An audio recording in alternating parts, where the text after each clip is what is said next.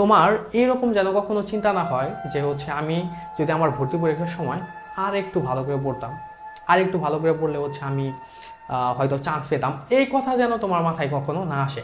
আমার ফ্রেন্ডকে আমি কখনো এই কথা বলতে শুনিনি। প্লাস হচ্ছে আমি এরকম উদাহরণ যাদের জানি তারাও কখনো এই ধরনের কথা বলেনি। তারা তাদের সর্বোচ্চ পরিশ্রম দিয়েই চেষ্টা করেছে, শুধু ওই যে 5% ওইখানে তারা হেরে গেছে। তোমরা যারা এবার বিশ্ববিদ্যালয়ে ভর্তি পরীক্ষা দেবে, তোমাদের জন্য এই ভিডিওতে আমি একটা বাস্তবসম্মত একটা শিক্ষণীয় গল্প শেয়ার করব।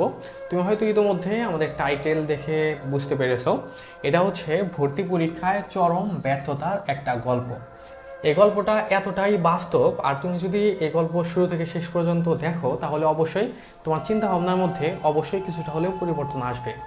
আমি আজকে যে গল্পটা বলবো সেটা হচ্ছে আমার একটা বেস্ট ফ্রেন্ডের। আমি বর্তমানে রাজশাহী ইউনিভার্সিটির লতে পড়তেছি, ল অ্যান্ড ক্লায়েন্ট অ্যাডমিনিস্ট্রেশনে। আর আমার ফ্রেন্ড সে সেকেন্ড টাইম পর্যন্ত পরীক্ষা দিয়েছে, কিন্তু তার ভর্তি পরীক্ষায় চান্স হয়নি। তো এটা আসলে এত দুর্দশাগ্রস্ত একটা বিষয় ছিল আমার নিজের জন্য। কারণ হচ্ছে আমার যে ফ্রেন্ডের কথা বলছি, আমি তোমাদের সাথে এই গল্প শেয়ার করতাম না সে যদি উইক স্টুডেন্ট হতো। সে যদি উইক স্টুডেন্ট হতো তাহলে আমি তোমাদের সাথে এই কথা বলতাম না। সে হচ্ছে একজন বেটার স্টুডেন্ট ছিল, বেটার স্টুডেন্ট ছিল। আমাদের যে কলেজ, আমাদের কলেজে মোটামুটি সবাই ভালো স্টুডেন্ট ছিল। আমাদের কলেজের মধ্যে তার রোল সবসময় হচ্ছে তার রোল সবসময় পাশাপাশি ছিল। তো ধরতে গেলে হচ্ছে আমি যেরকম স্টুডেন্ট, আমার ফ্রেন্ড ওই রকম স্টুডেন্ট। ইভেন কিছু কিছু জায়গায় আমার চাইতেও তার বেশি অভিজ্ঞতা ছিল। তো আমার এই ফ্রেন্ডের সাথে আমি একসাথে থাকতাম। আমার এইচএসসিতে আমরা হচ্ছে একসাথে থাকতাম এইচএসসিতে। তারপর আমরা যখন ভর্তি পরীক্ষার প্রিপারেশন নেই, অ্যাডমিশন, তখন হচ্ছে আমরা একসাথেই থাকতাম। আমি তোমাদের বলি, আমার হোম ডিস্ট্রিক্ট হচ্ছে টাঙ্গাইল জেলায়, আমার ফ্রেন্ডের বাড়ি হচ্ছে টাঙ্গাইল জেলায়, এবং আমরা ভর্তি পরীক্ষার সময় ফার্মগেটের একটা কোচিংয়ে হচ্ছে আমরা ভর্তি হয়েছিলাম।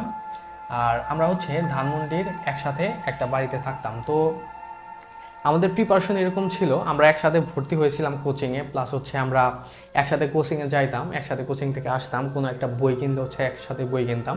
রাতের বেলা আমরা যখন পড়তাম, দিনের বেলা যখন পড়তাম, বিশেষ করে রাতের বেলা আমরা হচ্ছে একজন আরেকজনকে পড়া ধরতাম আর কি।